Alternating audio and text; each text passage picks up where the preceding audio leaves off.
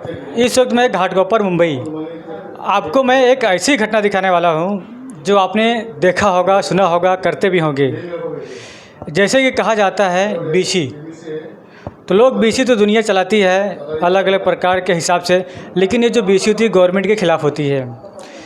और गवर्नमेंट के ख़िलाफ़ कार्य करते करते तो लोग की जो लालच होती है उनकी मनसा बढ़ जाती है कि जैसे कि है बीसी चलाते चलाते क्या होता है कि मन जब बढ़ जाता है तो बढ़ने के बाद में अलग अलग प्रकल्प पे लोगों को धोखाधड़ी करते हैं। यह धोखाधड़ी कैसा है हम आपसे दिखाना चाहते हैं, किस प्रकार की धोखाधड़ी होती है और जिनके साथ धोखाधड़ी हुआ है।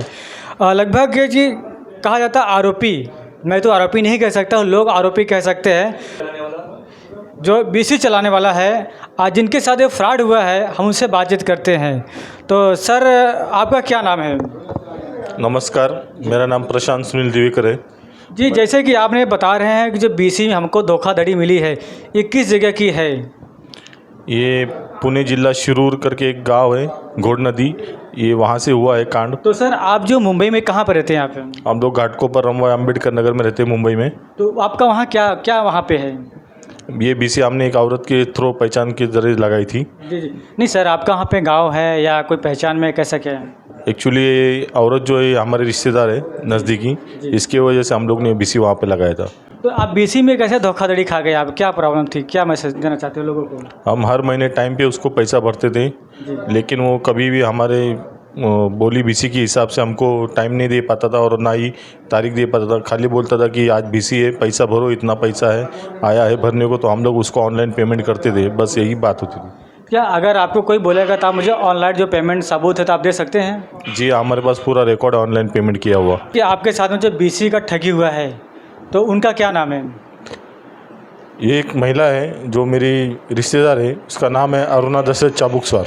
जी उसके मार्फत हमने ये बीसी लगाया था। अहिल्यानगर ज़िले में जी। एक राहुल सुनील धवल करके लड़का है, उसके पहचान का है और उसने वो बीसी हमें लगाने के लिए कहा था और हमने उस पर बीसी लगाई।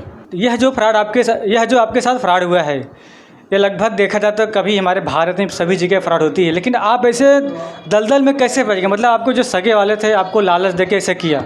सर बात ये थी क्या, वो जो अरुणा चाबुकस्वार जो है उन्होंने उस लड़के के बारे में इतना कुछ बताया था हमें कि लड़का बहुत अच्छा है, वो बड़े बड़े धंधे करता है, उसके 2 साउंड की गाड़ी भी उसके है खुद के। तो हम लोग बोले और झूठ नहीं बोलेंगे अपने साथ करके, हम भी भरोसा करके अपना हाथ भरते गए। और वो कब कब क्या करता था, हमें बिना बोले बिस्सी फोड़ देता था। मतलब तुम फ़ोन नहीं उठाए, तुमने कुछ नहीं किया। तो अरे फ़ोन उठाने के पहले हम फ़ोन क्यों नहीं उठाएंगे, अभी ज़रा फ़ोन उठाए, पहले क्यों नहीं उठाते थे? ऐसा वो हमको हर बात में टाल के खुद ही बिस्सी उठा लेता था।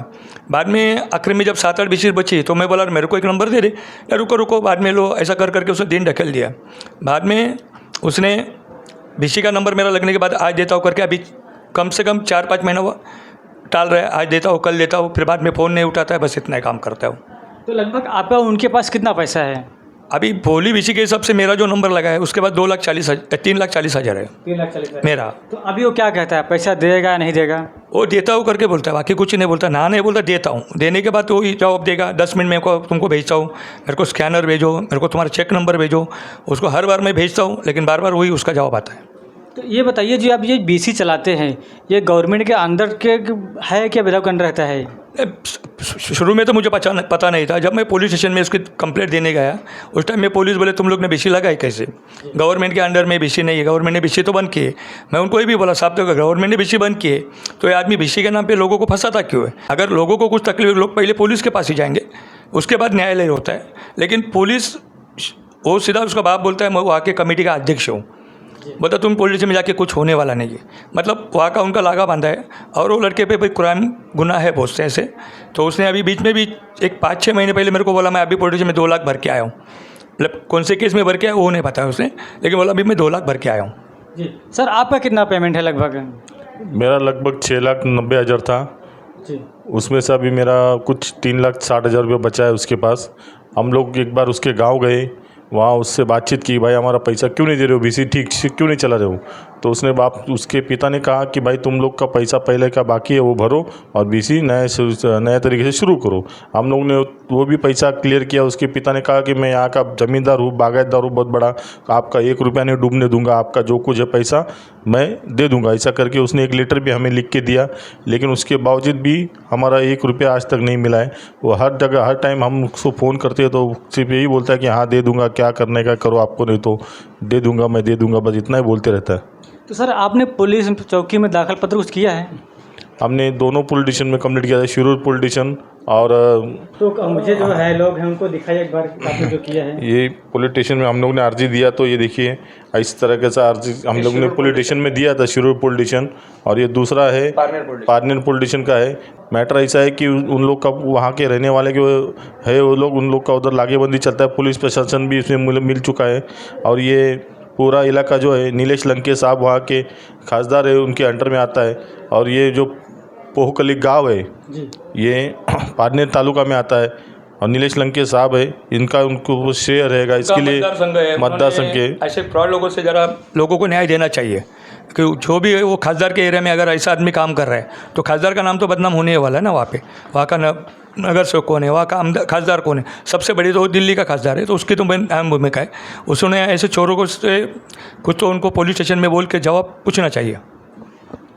जैसे कि देख रहे हैं आप बीसी का फ्रॉड, ये 2 जन जो है मुंबई में रहते हैं और मुंबई से ही बीसी में हाथ डाल दिया।